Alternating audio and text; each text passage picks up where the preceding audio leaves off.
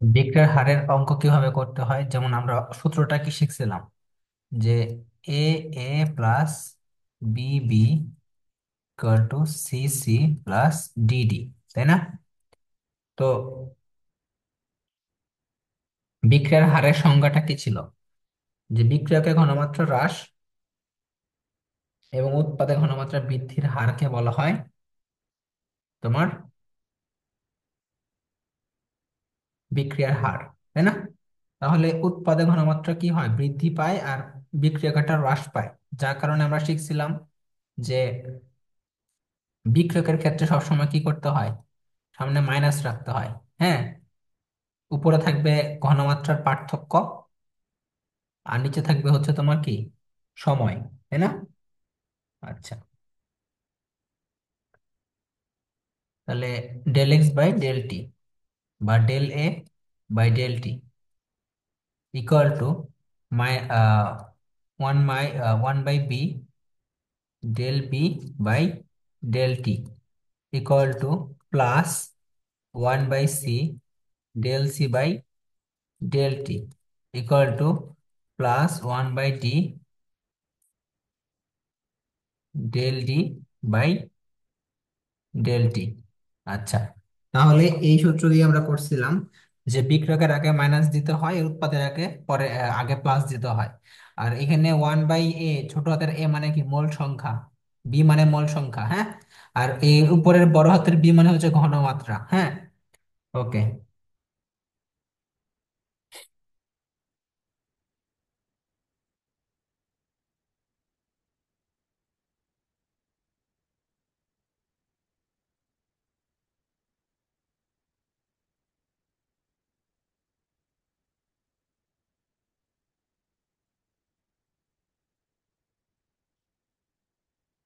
এখন দেখো একটা অঙ্ক লেখো।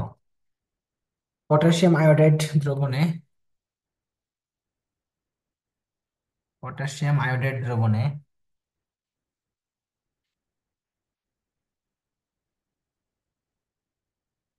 আয়োডাইড দ্রবণে হাইড্রোজেন পারঅক্সাইড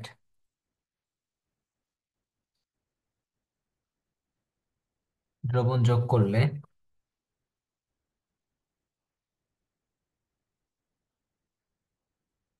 দ্রবণ যোগ করলে 10 সেকেন্ডে 10 সেকেন্ডে 10⁻⁵ মোল পার ডেসিমিটার কিউব আয়োডিন বিমুক্ত হয়। আয়োডিন বিমুক্ত হয়। আয়োডিন উৎপাদনের এই বিক্রিয়ার হার কত? আয়োডিন উৎপাদনের এই বিক্রিয়ার হার কত?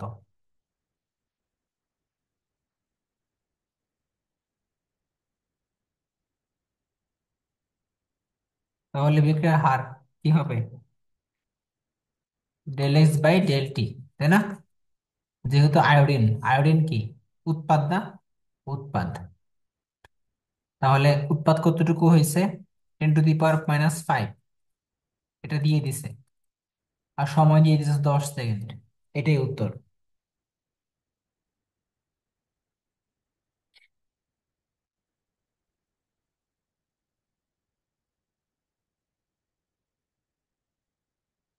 এটাই কিন্তু উত্তর।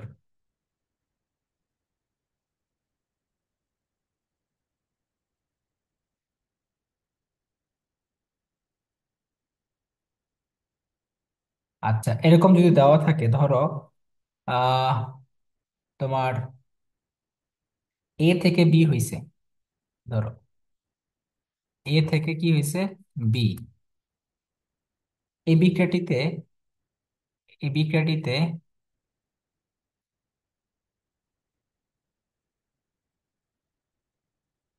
বিক্রিয়াটিতে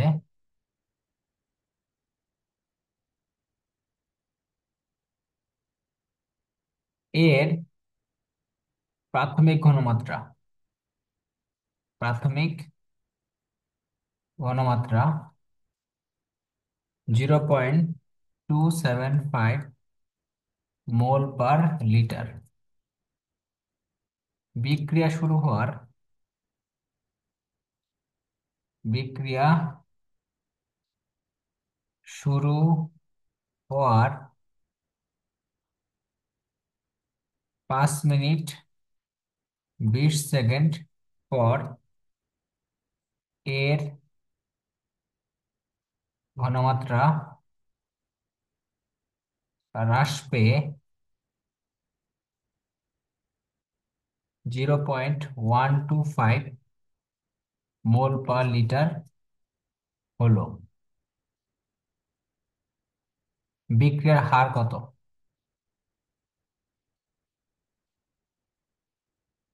বের করো তো দেখি। তাহলে এখানে কি বের করবা? জাস্ট ঘনমাত্রার পার্থক্য। এই যে ঘনমাত্রার পার্থক্য বিয়োগ করবা, এখান থেকে এটা বিয়োগ করবা আর নিচে সময় দিবা। সময়টা কি করবা? 5 মিনিট 20 সেকেন্ড আছে, তাহলে কি হবে? 5 গুণ 60 প্লাস 20 মানে 320 সেকেন্ড, ঠিক আছে? তাহলে ঘনমাত্রার পরিবর্তনটা বাই সময়, বাই সময়। এখন এটা তো তোমরা ইজিলি পারবা, বাট তোমার যদি এরকম আসে যে ধরো একটা বিক্রিয়া দিয়ে দিল, যে কোনো একটা বিক্রিয়া দিয়ে দিল, বললো যে নাইট্রোজেন প্লাস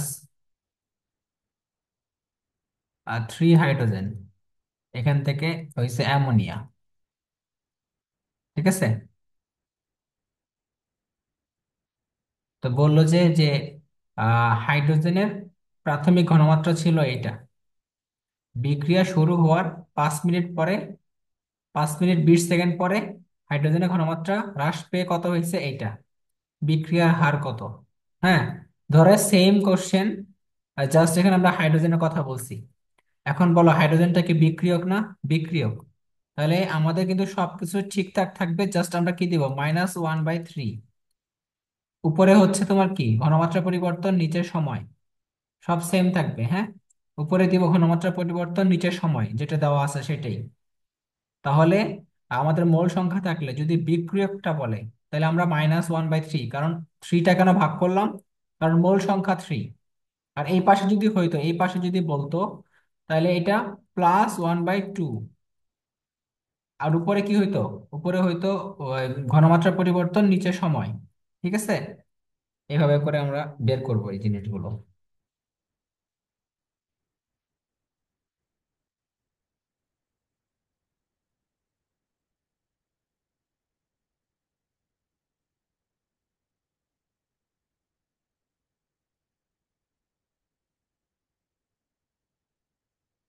আচ্ছা, এখন আসো, ঘনমাত্রা বৃদ্ধিতে বিক্রিয়ার হার বৃদ্ধি পায় কেন?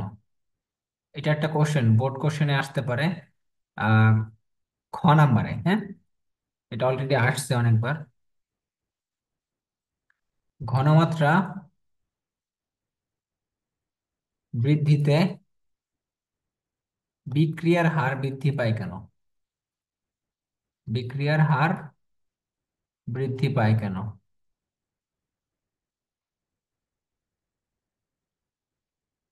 তাহলে কেন বৃদ্ধি পায় বলো তো ঘনমাত্রা বৃদ্ধিতে? কারণ আমরা জানি বিক্রিয়ার হারের সাথে বিক্রিয়ার যে ঘনমাত্রা, ঘনমাত্রাটা কি সমানুপাতিক না? সমানুপাতিক, অর্থাৎ আমি যদি বিক্রিয়কের ঘনমাত্রা বাড়ায় দেই, তাহলে বিক্রিয়ার হারও বৃদ্ধি পাবে। কারণ অনেক সংখ্যক কণা, অণু তখন একসাথে বিক্রিয়া করবে, তাদের মধ্যে সংঘর্ষ বৃদ্ধি পাবে, নতুন বন্ধন গড়বে, পুরাতন বন্ধন ভাঙবে। বুঝছো? অর্থাৎ যখন অনেক বেশি ঘনমাত্রা দিয়ে দিবা, তখন কি হবে? নতুন করে বন্ধন সৃষ্টি হবে, আর বাকি যে পুরাতন বন্ধনগুলো ছিল সেগুলো ভাঙতে থাকবে এবং সংঘর্ষ বৃদ্ধি পাবে। হ্যাঁ, কার্যকর যে অণুগুলো আছে তাদের মধ্যে সংঘর্ষ বাড়বে। তাই ঘনমাত্রা বৃদ্ধির সাথে সাথে বিক্রিয়ার হারও কি হয়?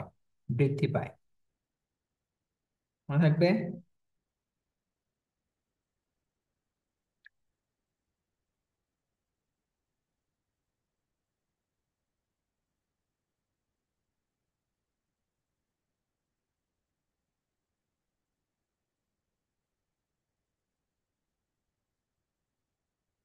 আচ্ছা, এখন আসো বিক্রিয়ার হারের উপর তাপমাত্রার প্রভাব আরহেনিয়াসের সমীকরণের মাধ্যমে দেখাইতে হবে। এটা একটু মানে এটা যদি সৃজনশীল আসবে না কখনো, সূত্রটা প্রতিপাদন করানো আর কি।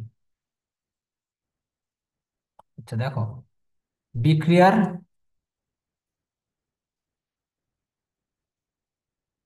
বিক্রিয়ার হারের উপর তাপমাত্রার প্রভাব আরহেনিয়াসের সমীকরণের সাহায্যে ব্যাখ্যা করো।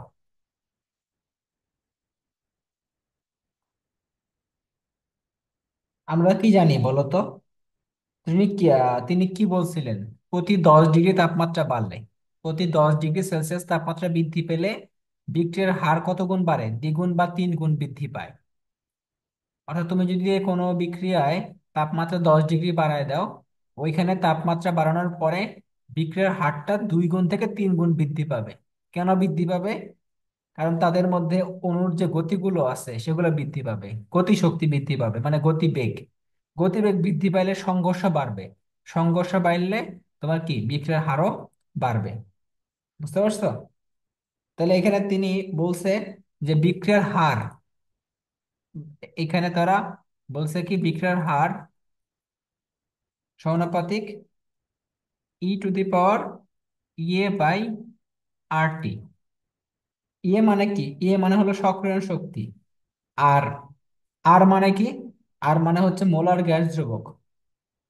আর টি মানে পরম তাপমাত্রা।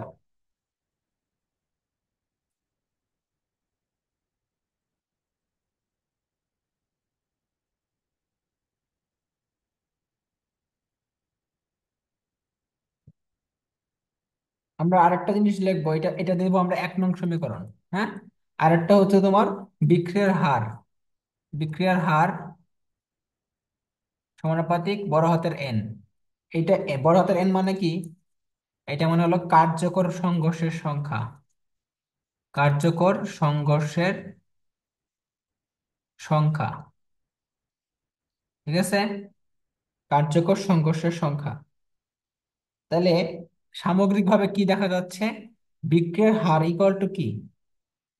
বিক্রিয়ার হার ইকুয়াল টু বা সমানুপাতিক, বিক্রিয়ার হার সমানুপাতিক NE বাই RT, তাই না?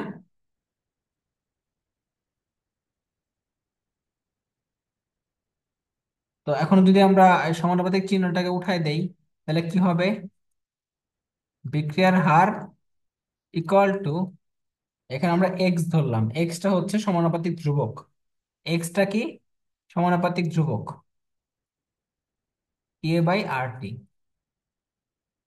এটা কিন্তু পাওয়ার হিসেবে আছে, পাওয়ার হিসেবে এর উপর পাওয়ার হচ্ছে এই যে এতটুকু। হ্যাঁ,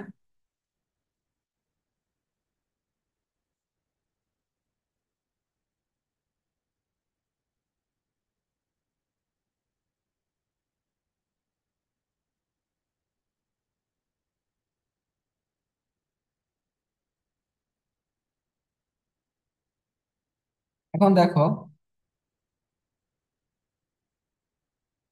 তাহলে এটা আমরা দিব 3 নং সমীকরণ, এটা দিব 3 নং সমীকরণ। এটা ছিল 2 নং, এটা ছিল 1 নং। আচ্ছা, এটা ছিল 2 নাম্বার। হ্যাঁ, এটা 3 নাম্বার, এটা 1 নাম্বার।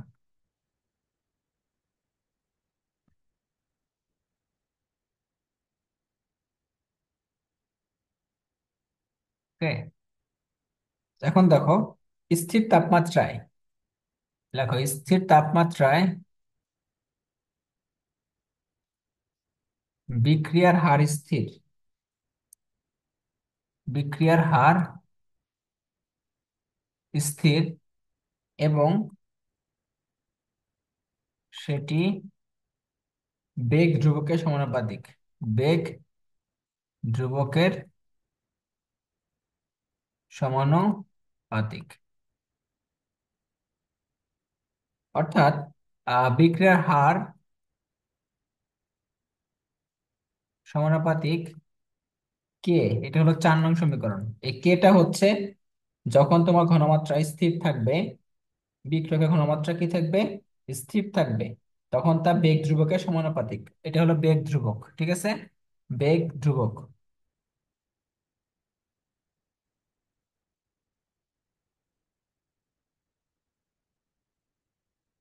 তাহলে আমরা 3 নং ও 4 নং থেকে কি পাইলাম?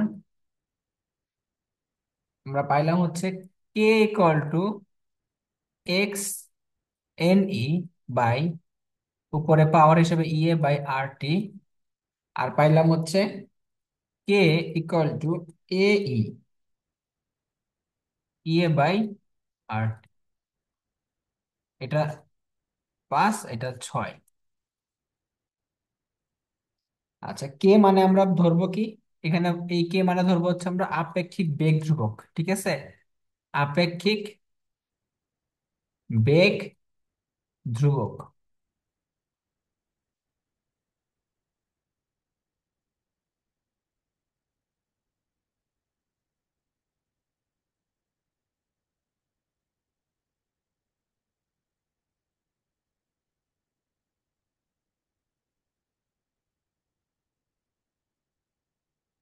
আচ্ছা, এ মানে কি?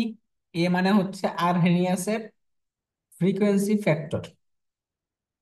বুঝতে পারছো? এই যে এক্স এন আছে না, এই এক্স এন এর বদলে আমরা বসছি কি, এ বসাইছি। এ মানে হলো আরহেনিয়াস ফ্রিকোয়েন্সি ফ্যাক্টর, ঠিক আছে? লেখো Arrhenius, Arrhenius frequency factor, frequency factor, factor.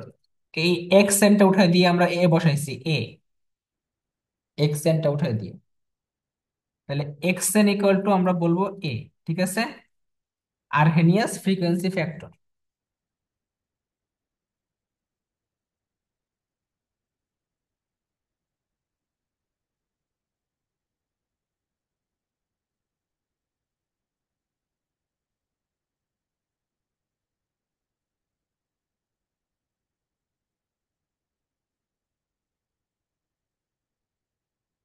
এখন দেখো, আমরা এই 6 নাম্বার যে সমীকরণটা লিখছি লাস্টে, এটা দুই পাশে আমরা গুণ করব লন দ্বারা। দুই পাশে কি দ্বারা গুণ করব?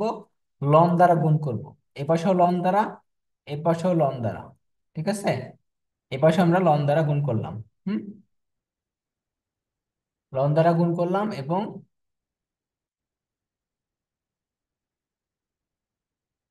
ইয়ে বাই আর টি রাখলাম এভাবে।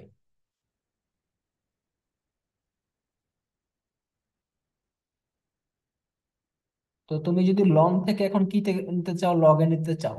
যদি লন থেকে কিসে নিতে চাও, লগে, তাহলে কত দিয়ে গুণ করতে হবে? 2.303, 2.303, এটা দ্বারা যদি গুণ করি তাহলে লগ কে হয়ে যাবে equal to 2.303 log a minus ইয়ে বাই আর টি। তাহলে আমরা কি লিখবো? দুই পাশে যে এটা এটা কাটা চলে গেল, তাহলে log k equal to log a minus ইয়ে বাই, কাটা চলে যায় না মানে তোমার হচ্ছে এই যে কি বলে, যেহেতু এটা তোমার এ পাশে আছে লগ, এটা তো কাটা যাবে না, যেহেতু লগের সাথে আছে এটা চলে যায়, ভাগ হয়ে যাবে এই পাশে যে, এ পাশে যাই এখানে ভাগ হয়ে যাবে, যে কাটা যাবে না যেহেতু এটা লগের সাথে আছে। তাহলে কি হবে? 2.303 আর ইন্টু 1/t। কাটা যাবে না, সরি ভুল বলছি এখানে, কাটা যাওয়ার তো কথা না এটা। তারপরে কি হবে পরের লাইনটা? পরের লাইনটা তাহলে আমরা এটা সামনে নিয়ে আসি। Log k equal to minus ইয়ে by 2.303 r 1/t plus log a. তাহলে আমরা আলটিমেটলি এটা পাইলাম আপাতত, এই সমীকরণটা পাইলাম।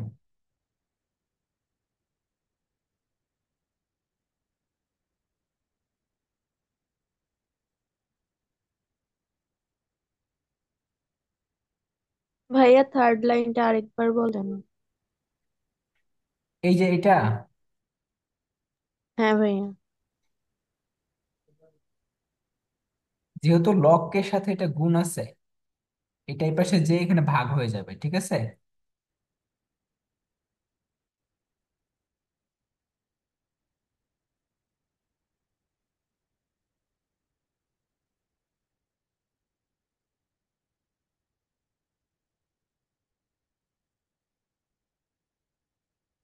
এই জিনিসটা হচ্ছে সরলরেখার ঢাল, এটা হচ্ছে একটা ঢাল, বুঝছো? ঢালটা আমরা একটু পরে দেখবো।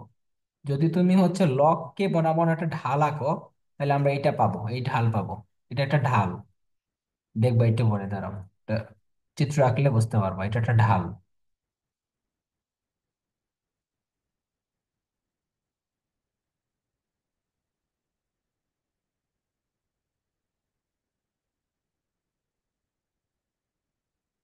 এখন এই যে আমরা এখন কি করব, একটা K1 নিব, একটা K2 নিব, বুঝছো?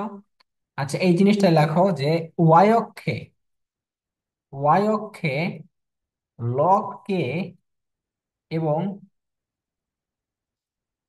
এক্স অক্ষে 1/t স্থাপন করলে, স্থাপন করলে বেগ ধ্রুবক, সরি, স্থাপন করলে স্থাপন করলে কি হবে, স্থাপন করলে, দাঁড়াও, স্থাপন করলে আমরা একটা কি আঁকবো, লেখচিত্র আঁকবো, লেখচিত্র আঁকবো। আঁকলে সরল রেখার ঢাল পাওয়া যায়, সরল রেখার ঢাল, ঢাল হবে হচ্ছে -2.303 আর, এইটা হবে ঢাল, ঢালের মান।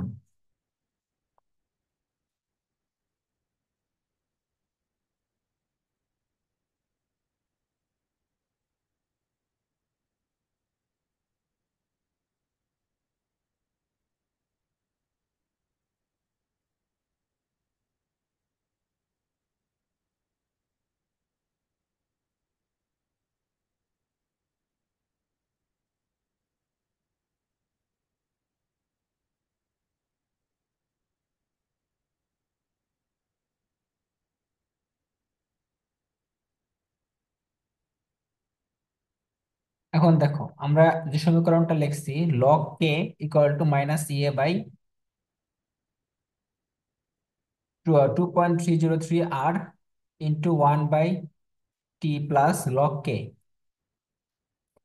এখন যদি আমরা T1 এবং T2 তাপমাত্রায়, T1 ও T2 তাপমাত্রায়, তাপমাত্রায় বিক্রিয়ার বেগ ধ্রুবক, বিক্রিয়ার বেগ ধ্রুবক K1 ও K2 হলে কি হবে, log K1 equal to log a minus minus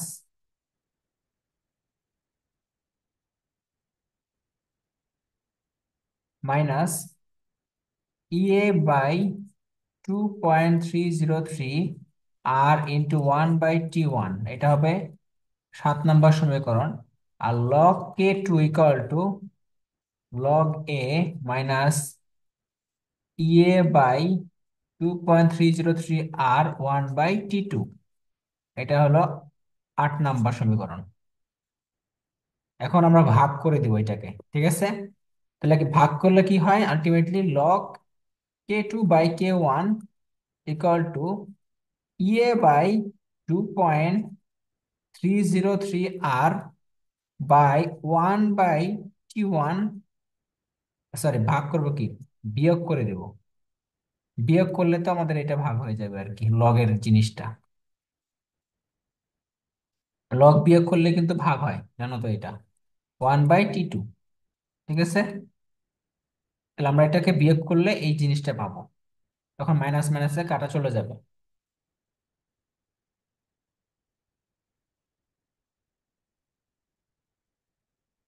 R log এ তো চলে, এটা তো চলে যাবে, এটা তো কাটা চলে যাবে।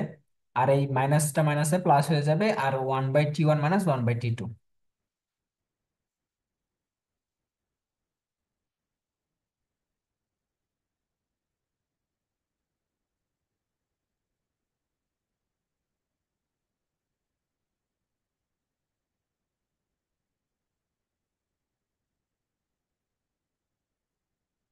এই সূত্র দিয়ে অঙ্ক করতে হবে আমাদের, ঠিক আছে? এই সূত্র দিয়ে কিন্তু অঙ্ক আছে। এবার আসলে সক্রিয়ণ শক্তি কি? সক্রিয়ণ শক্তি আমরা অলরেডি এটা সংজ্ঞা পড়ছি। আচ্ছা, তাই আর নতুন করে বলতেছি না। অর্থাৎ ন্যূনতম যেই শক্তিটা অর্জন করলে বিক্রিয়ক সমূহ রাসায়নিক বিক্রিয়া অংশগ্রহণ করে, একটা ন্যূনতম শক্তি লাগে। প্রতিটা বিক্রিয়ক অণুর একটা শক্তি লাগে, যেই শক্তিটা অর্জন করতে পারলে সে কি করে, বিক্রিয়ায় অংশগ্রহণ করতে পারে। এখন তুমি যদি সেই শক্তির মানটাকে বাড়ায় দাও, তাহলে কি বেশি সংখ্যক অণু আসতে পারবে সেখানে? আসতে পারবে না। যদি শক্তির মানটা কম রাখো তুমি, তাহলে অনেক সংখ্যক অণু আসে সেখানে বিক্রিয়া করতে পারবে। কারণ তাপ তোমার বিক্রিয়ার সাথে সক্রিয়ণ যে শক্তির যে একটা সম্পর্ক, এটা ব্যস্তানুপাতিক। বিক্রিয়ার হার যদি বাড়াইতে চাও, সক্রিয়ণ শক্তি কমাইতে হবে। ঠিক আছে? আচ্ছা, এখন ধরো তোমার একটা বিক্রিয়ায় আহ এটা হলো তোমার শক্তি। তো যখন বিক্রিয়ক বিক্রিয়া করে, তখন কি হয়? তখন তোমার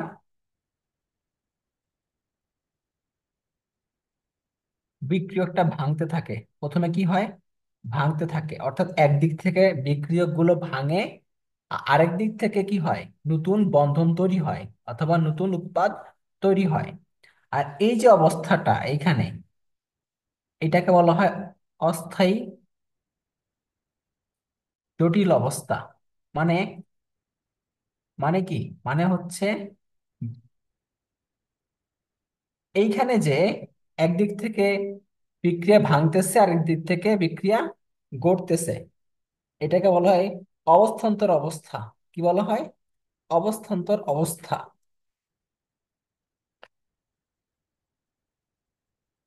এখন তাহলে এইটা হলো তোমার সক্রিয়ণ শক্তি। অর্থাৎ সক্রিয়ণ শক্তি তুমি যদি বাড়ায় দাও, তাহলে কি হবে? কম সংখ্যক বিক্রিয়ক অণু বা কণা এই বিক্রিয়ার যে শক্তিটা অর্জন করতে পারবে, ফলে বিক্রিয়ার হারও কমে যাবে। তাহলে সক্রিয় শক্তি একটা বিক্রিয়ার গতিকে কিভাবে নিয়ন্ত্রণ করে, সেটা তোমাদের ব্যাখ্যা আসবে, ব্যাখ্যা আসে। ঠিক আছে? এটা হচ্ছে উৎপাদ, এটা হচ্ছে বিক্রিয়ক। তাহলে সক্রিয় শক্তি একটা বিক্রিয়ার গতিকে কিভাবে নিয়ন্ত্রণ করে? অনেক অনেক ইম্পর্টেন্ট কোশ্চেন একটা, মানে বলার বাহিরে আর কি। সক্রিয় শক্তি কিভাবে একটি বিক্রিয়ার গতিকে নিয়ন্ত্রণ করে, একটি বিক্রিয়ার গতিকে নিয়ন্ত্রণ করে। মেন থিমটা হচ্ছে এটাই, যে সক্রিয়ণ শক্তি বাড়লে বিক্রিয়া হার কমে, সক্রিয়ণ শক্তি কমলে বিক্রিয়া হার বাড়ে। অর্থাৎ তুমি সক্রিয়ণ শক্তি বাড়াই দিলে কম সংখ্যক বিক্রিয়ক কণা সেখানে সেই শক্তিটা অর্জন করতে পারবে, যার কারণে বিক্রিয়ার হারটাও কম হবে। আর সক্রিয় শক্তি বাড়াই দিলে কমাই দিলে কি হবে? কমাই দিলে অনেক বেশি সংখ্যক অণু আসবে সেখানে, সেই শক্তিটা লাভ করতে পারবে এবং বিক্রিয়ার হারও বেড়ে যাবে। তাহলে এই জিনিসটা তোমাদের ব্যাখ্যা হিসেবে লিখতে হবে। আর যদি মনে করো চিত্র দিতে চাও, চিত্র দিয়ে দিবা।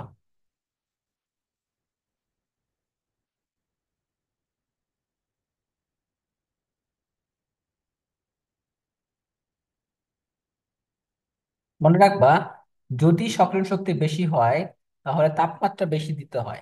কি হয়? তাপমাত্রা বেশি প্রয়োগ করতে হয়। সক্রিয়ণ শক্তি বেশি হলে কি হয় বলতো? বিক্রিয়া সংঘটনের জন্য উচ্চ তাপমাত্রা প্রয়োগ করতে হয়। বিক্রিয়া সংঘটনের জন্য উচ্চ তাপমাত্রা প্রয়োগ করতে হয়।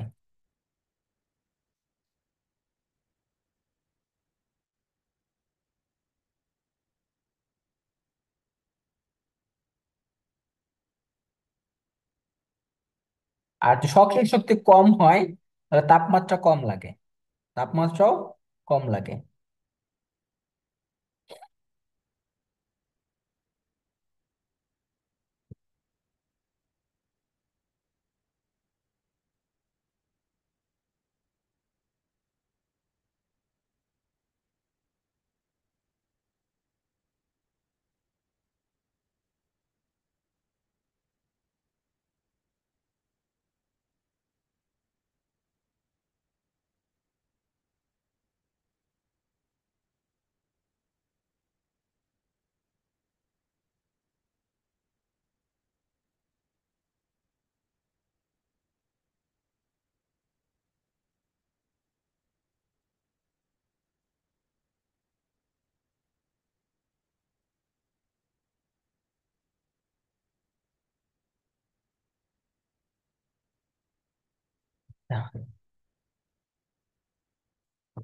রাসায়নিক বিক্রিয়ায়, রাসায়নিক বিক্রিয়ায় অবস্থান্তর, অবস্থা তত্ত্ব, অবস্থান্তর অবস্থা তত্ত্ব ব্যাখ্যা করো। ধরো এটা একটা বিক্রিয়ক, এটা বিক্রিয়কটা ভাঙলো, ভেঙে এখন কি হবে, একটা নতুন উৎপাদ তৈরি হবে।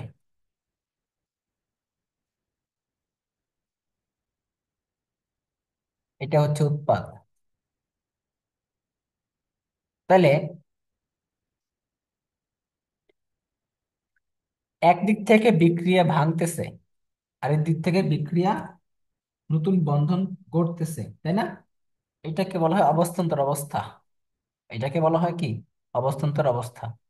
তার মানে তুমি বলবা কি, যখন বিক্রিয়ক অণুগুলো পরস্পর সংঘর্ষ করে তখন কি হয়, পুরোনো যে বন্ধনটা এটা ভাঙতে থাকে, নতুন বন্ধন সৃষ্টি করতে থাকে। এটাকে বলা হয় অবস্থান্তর অবস্থা তত্ত্ব। ঠিক আছে? বিক্রিয়ক অণুগুলো পরস্পর সংঘর্ষ করে, পরস্পর যখন যখন সংঘর্ষ করে তখন পুরনো বন্ধন ভাঙতে থাকে ও নতুন বন্ধন সৃষ্টি করতে থাকে। সে অবস্থাকে বলা হয় কি? অবস্থান্তর অবস্থা।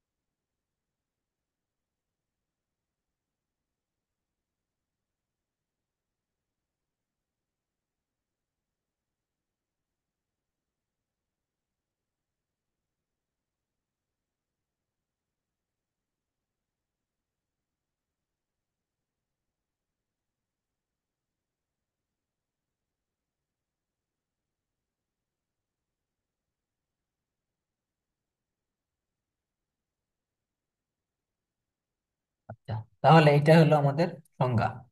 যদি তোমাদের চিত্র, এইটার চিত্রটা তোমরা এইভাবে আঁকতে পারো। এটা উৎপাদ এ বি প্লাস সি, আর এটা হচ্ছে বিক্রিয়ক এ প্লাস বিসি। এইখানে তোমার তৈরি হবে সক্রিয়কৃত জটিল বা অবস্থান্তর অবস্থা। হুম। এটা হচ্ছে বন্ধন দুই, এটা বন্ধন এক। ঠিক আছে? আর এটা হলো শক্তি দিব এখানে, সক্রিয়ণ শক্তি আর বিক্রিয়ার ধারা।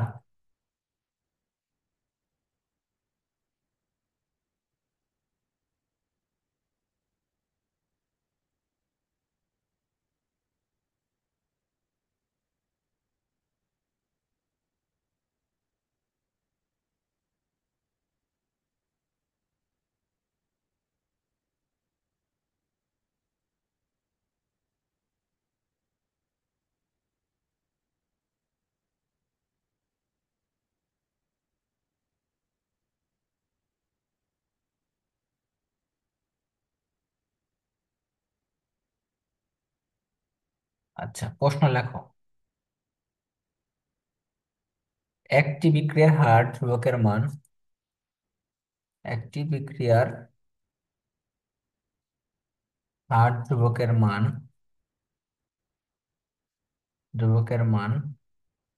25 ডিগ্রি সেলসিয়াস ও 65 ডিগ্রি সেলসিয়াস তাপমাত্রায় যথাক্রমে 3.46, 10⁻⁵ এবং 4.87, 10⁻³ এই বিক্রিয়ায় সক্রিয় শক্তির মান কত?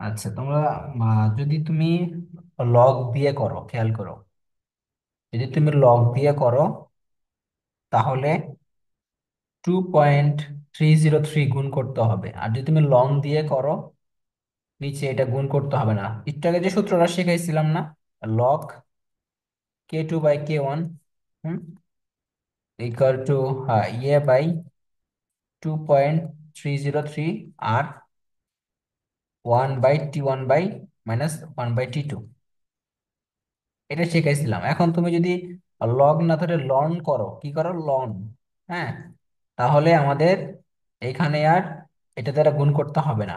হ্যাঁ, ডাইরেক্ট আমরা 8 দ্বারা ভাগ করব। বুঝতে পারছো? তাহলে এটা একটু খেয়াল রাখবা। তাহলে লন দ্বারা করো, লন দ্বারা করলে শুধু মানগুলো বসালেই হয়ে যাবে। হ্যাঁ,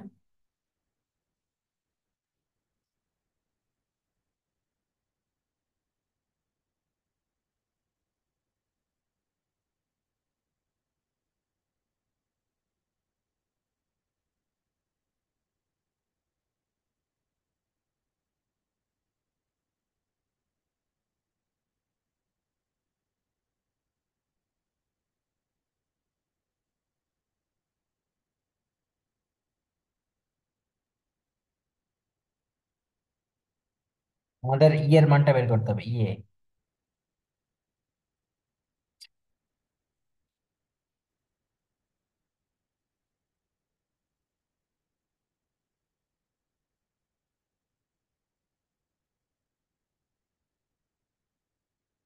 আচ্ছা,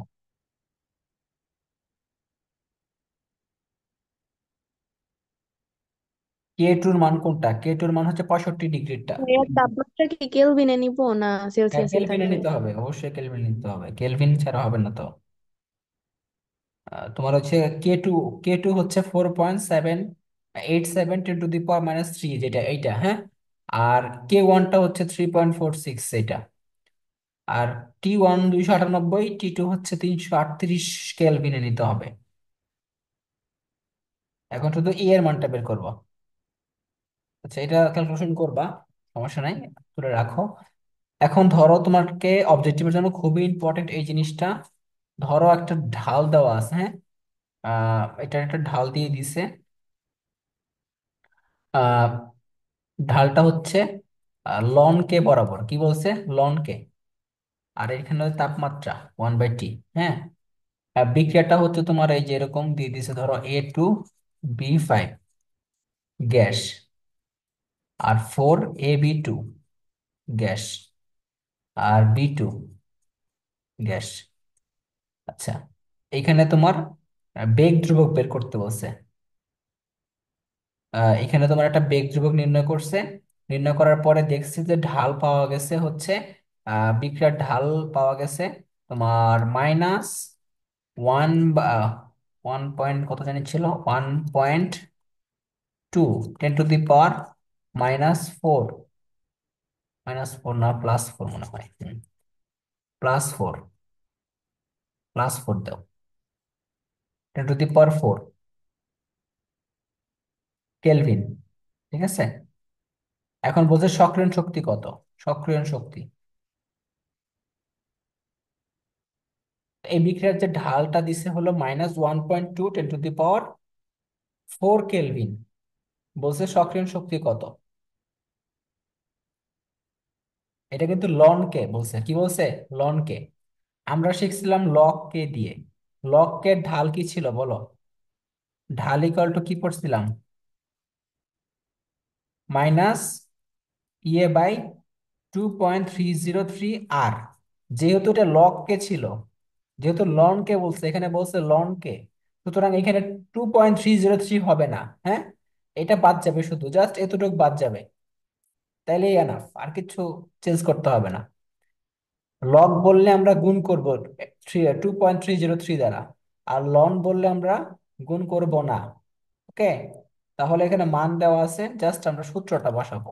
E/R = -1.2 × 10⁴ এখন তুমি মাইনাস মাইনাস কাটা চলে যাবে, আর এখানে 8 দ্বারা গুণ করে দিবা, তাহলে শেষ। এখানে আর এর মান কিন্তু 8.314 বসাইতে হবে, কারণ এগুলো সব জুলের ক্ষেত্রে হবে, মানগুলো কিন্তু জুলে আসবে, যেহেতু শক্তি মাত্রা এবং তোমার শক্তির অঙ্কগুলো আমরা জুল দিয়ে করি, এই জন্য আমাদের 8.3 বসাইতে হবে। এই অধ্যায়ের সমস্ত কিন্তু অঙ্ক 8.314 দ্বারা করতে হবে, ঠিক আছে? 0.0821 দ্বারা করলে হবে না, এটা মনে রেখো।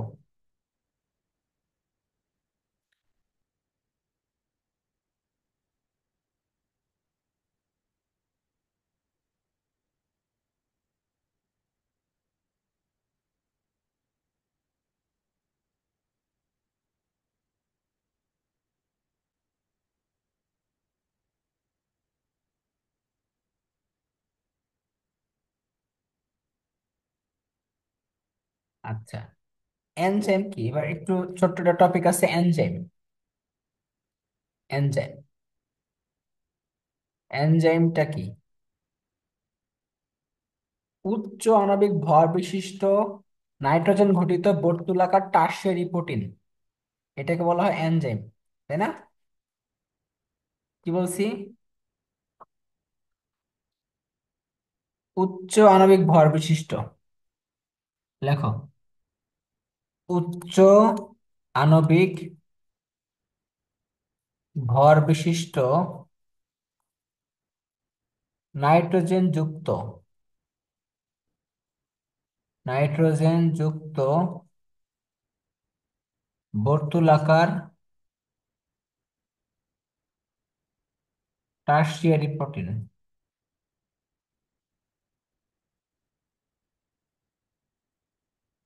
এটা কই থেকে আসে? উদ্ভিদ থেকে আসতে পারে, প্রাণী কোষ থেকেও আসতে পারে। হ্যাঁ, প্রাণী কোষ থেকেও আসতে পারে। এটা একটা টার্সিয়ারি প্রোটিন। কি প্রোটিন? টার্সিয়ারি। তার মানে তোমাদের জানতে হবে প্রোটিনের কিন্তু চারটা গঠন আছে, একটা হলো প্রাইমারি, সেকেন্ডারি, টার্সিয়ারি এবং কোয়াটারনারি। তার মধ্যে টার্সিয়ারি প্রোটিনটা হচ্ছে এনজাইম। মানুষের শরীরে তোমার 30,000-এর প্রকার এনজাইম আছে, 30,000 মানুষের শরীরে।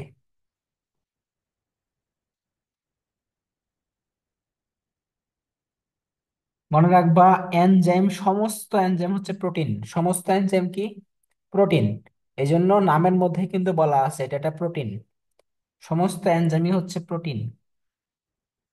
তো প্রভাবকের যেমন পড়ছিলাম যে এক একটা প্রভাবকের প্রভাবন ক্ষমতা সুনির্দিষ্ট, অর্থাৎ একটা বিক্রিয়ার জন্য একটা নির্দিষ্ট প্রভাবক লাগে। ঠিক তেমনি ভাবে এনজাইমটাও সেম। এনজাইমটাও কিন্তু একটা নির্দিষ্ট বিক্রিয়ার জন্য নির্দিষ্ট এনজাইম লাগবে। তাহলে আহ এনজাইমটা কি? নির্দিষ্ট বিক্রিয়ার জন্য কার্যকরী, নির্দিষ্ট বিক্রিয়ার জন্য কার্যকরী। আচ্ছা, এনজাইমটা কিন্তু পানিতে কি তৈরি করে বলতো? পানিতে এরা কলয়েড তৈরি করে। পানিতে কলয়েড তৈরি করে।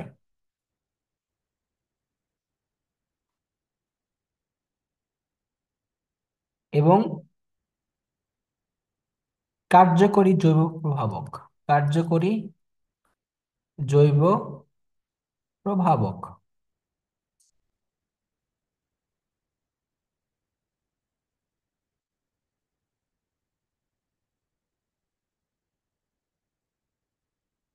তাহলে একটা পড়লাম হচ্ছে এনজাইমটা নির্দিষ্ট বিক্রিয়ার জন্য কার্যকরী, অর্থাৎ এনজাইমের ক্রিয়াটা কিন্তু সুনির্দিষ্ট থাকবে। নির্দিষ্ট একটা এনজাইম নির্দিষ্ট বিক্রিয়ায় কাজ করবে। আর একটা জিনিস জানবা, সেটা হচ্ছে শর্ত, মানে তাপমাত্রাটা খুবই ইম্পর্টেন্ট। তাপমাত্রাটা কি? তাপমাত্রা থাকবে হচ্ছে 37 ডিগ্রি তাপমাত্রা, সেলসিয়াস তাপমাত্রা থাকবে। এবং পিএইচ থাকবে হচ্ছে 7। অর্থাৎ 37 ডিগ্রি তাপমাত্রাতে এনজাইম সবচেয়ে বেশি কাজ করতে পারে। বুঝতে পারছো? এনজাইমের কাজ করার জন্য পিএইচটা রাখতে হয় 7-এর কাছাকাছি। আর তাপমাত্রা হচ্ছে 35 থেকে 40, গড়ে হচ্ছে 37 ডিগ্রি। বুঝছো? তাপমাত্রা এবং পিএইচটা মনে রাখতে হবে এখান থেকে। তো গ্লুকোজ থেকে যখন অ্যালকোহল হয়, কি হয়? গ্লুকোজ থেকে অ্যালকোহল, এখানে একটা প্রভাবক লাগে, তার নাম জাইমেস এনজাইম। ঠিক আছে? যেমন ধরো এটা গ্লুকোজ C6H12O6, এটা কি গ্লুকোজ না? গ্লুকোজ। এই গ্লুকোজটাকে যখন আমরা কিসে পরিণত করব? অ্যালকোহলে, C2H5OH, প্লাস কার্বন ডাইঅক্সাইড। সমতা করলে কত হয়? এখানে 2 হবে, এখানে 2। এই যে অ্যালকোহল হয়েছে, কি হয়েছে? এটা অ্যালকোহল, ইথানল, অ্যালকোহল। এখানে একটা এনজাইম লাগবে, তার নাম জাইমেস। ঠিক আছে? আর তোমার ইউরিয়া, ধরো এটা একটা urea, H2N NH2CO NH2, urea বিক্রিয়া করছে পানির সাথে, লিকুইড পানি, উৎপন্ন করছে অ্যামোনিয়া। ঠিক আছে? অ্যামোনিয়া, অ্যামোনিয়া গ্যাস, আর কার্বন ডাইঅক্সাইড। এখানে একটা এনজাইম লাগে, তার নাম কি? ইউরিয়াস এনজাইম, ইউরিয়াস এনজাইম। এরপরে আমরা ওই যে পরিপাক শোষণের মধ্যে পড়ছি না, যে trypsin enzyme, maltase enzyme, amylase enzyme কোথায় কোথায় কাজ করে। হ্যাঁ, লাইপেজ, ট্রিপসিন, কাইমোট্রিপসিন, এই এনজাইম গুলো কিন্তু এইখানেরই, মানে এনজাইমেরই কাজ। হুম। তাহলে একটা নির্দিষ্ট এনজাইম নির্দিষ্ট জায়গায় কাজ করতে পারে।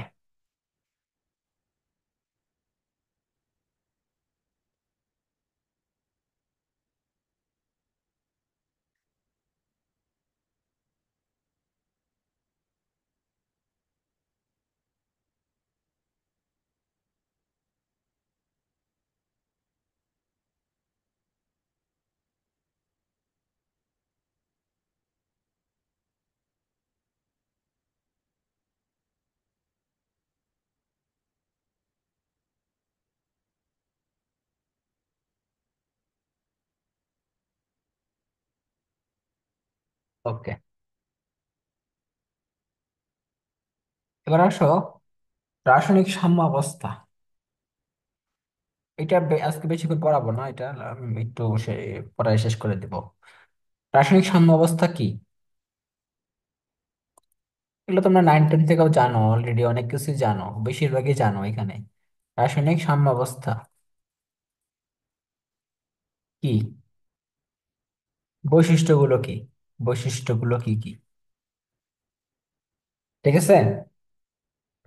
আচ্ছা, যেই বিক্রিয়ায় বা যে উভমুখী বিক্রিয়ায় সম্মুখ বিক্রিয়ার বেগ এবং পশ্চাৎ বিক্রিয়ার বেগ কি হয়? পরস্পর সমান হয়।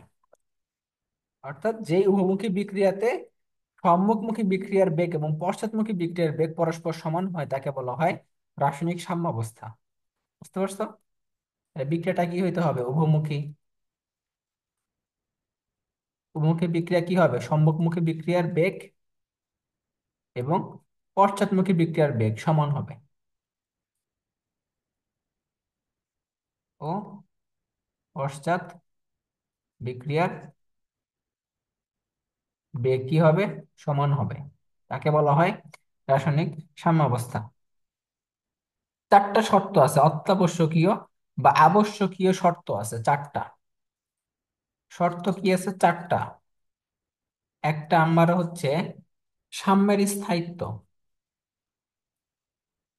সাম্যের স্থায়িত্ব।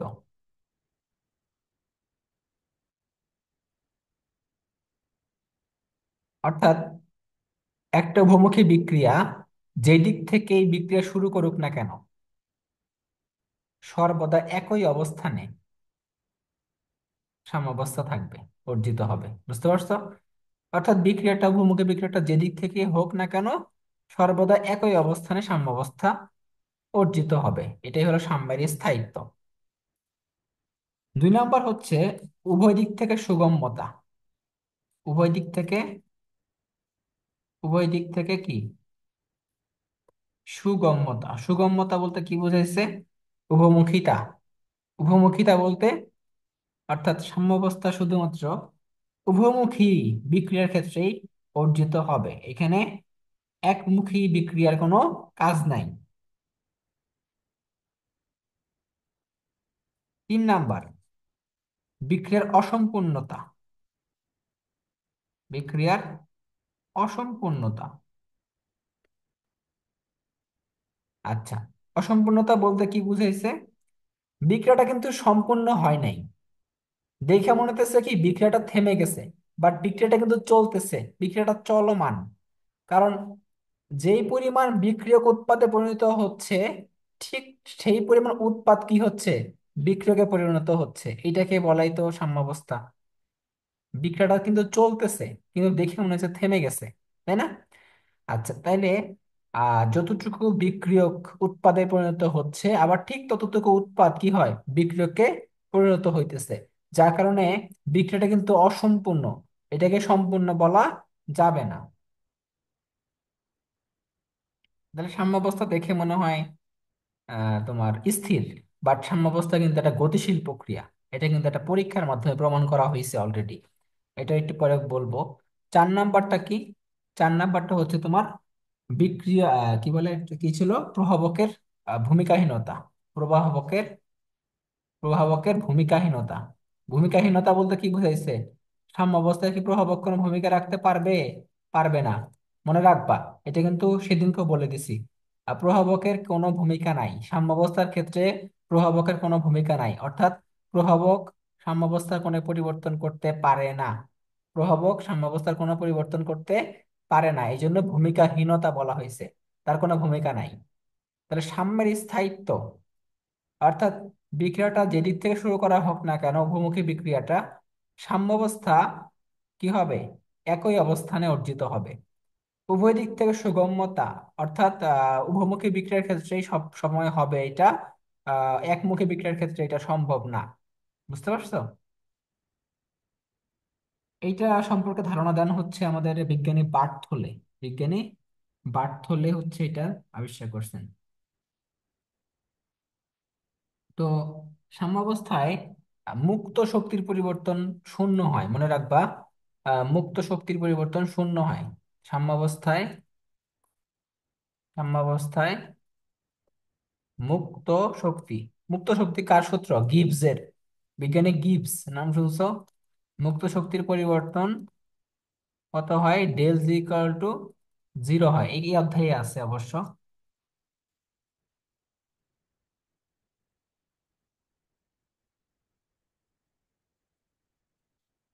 আচ্ছা,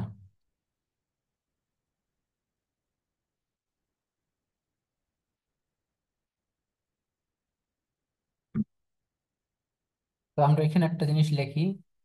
সাম্যাবস্থা, সাম্যাবস্থা ডেল জি ইকুয়াল টু 0। এখানে একটা লিখবো যে অনুঘটক মানে প্রভাবক, প্রভাবক কি করতে পারে না, সাম্যাবস্থা শুরু বা শেষ করতে পারে না। সাম্যাবস্থা শুরু বা শেষ করতে পারে না। সাম্যাবস্থা শুরু বা শেষ করতে পারে না। সাম্যাবস্থায় বিক্রিয়া ধরনটা হয় উভমুখী বিক্রিয়া। কি বিক্রিয়া হয়? উভমুখী ধরন। আরেকটা লিখবো হচ্ছে আহ, সম্মুখ বেগ ইকুয়াল টু পশ্চাৎ বেগ। আর এখানে লিখবো নিয়ামক চারটা লাগে। নিয়ামক কয়টা লাগে? চারটা।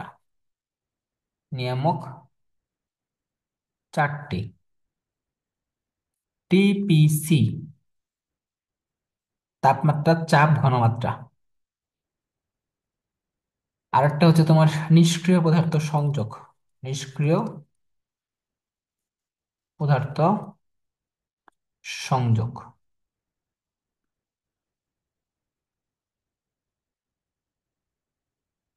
তো তোমরা নাম শুনছো, লা শাতেলের নীতি নাম শুনছো?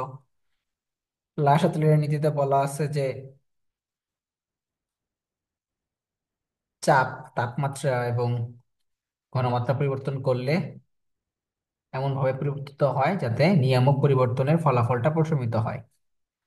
তো এটা নিয়ে আলোচনা করব আপাতত। এই এই জিনিসটা দিয়ে শেষ করব আজকে, যে সাম্যাবস্থায় সব বিক্রিয়া গতিশীল থাকে। সাম্যাবস্থায় কি থাকে? সব বিক্রিয়া গতিশীল থাকে। এই জিনিসটা তোমাদের জানতে হবে, যে এটা কিন্তু আসছিল অলরেডি। হুম। সাম্যাবস্থায় সব বিক্রিয়া গতিশীল থাকে, এটা প্রশ্নটা।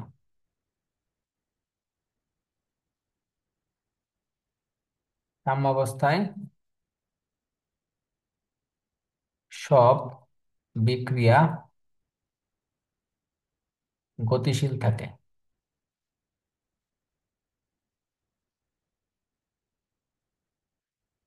তো এইটা আমরা অলরেডি বলে ফেলছি যে সাম্যাবস্থা কাকে বলে, কিভাবে হয়, সব বলা শেষ।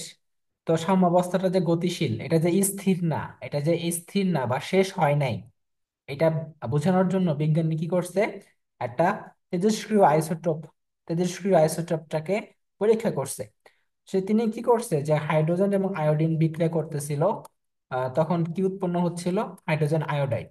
হ্যাঁ, এইটা হলো তোমার সাম্যাবস্থায় চলে গেছে, সাম্যাবস্থায় চলে গেছে। এখন এই বিক্রিয়ার মিশ্রণে সে কি করছে, এটা একটা হলো তোমার তেজস্ক্রিয় আয়োডিন দিছে। কি দিছে? তেজস্ক্রিয় আয়োডিন দিছে। তেজস্ক্রিয় আয়োডিন দেওয়ার পরে দেখছে যে বিক্রিয়ার মধ্যে কি উৎপন্ন হয়েছে? তেজস্ক্রিয় আয়োডিন উৎপন্ন হয়েছে। তখন বিক্রিয়াটা এরকম হয়েছে আর কি। বহুমুখী চিহ্ন দিবা। তাই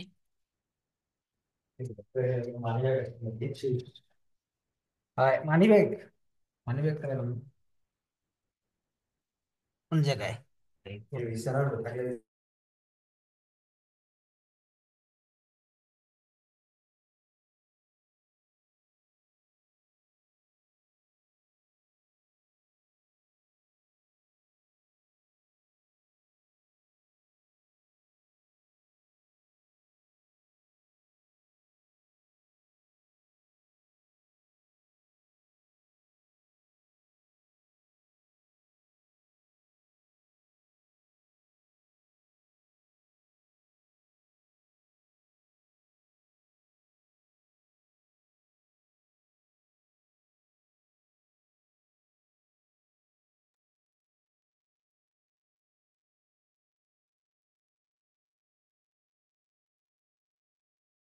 তাহলে এটা একটু আহ, পড়ে আসবা, যে সাম্যাবস্থা একটা গতিশীল প্রক্রিয়া। ঠিক আছে, আজকে তাহলে এই পর্যন্ত থাকলো। হুম। ওকে।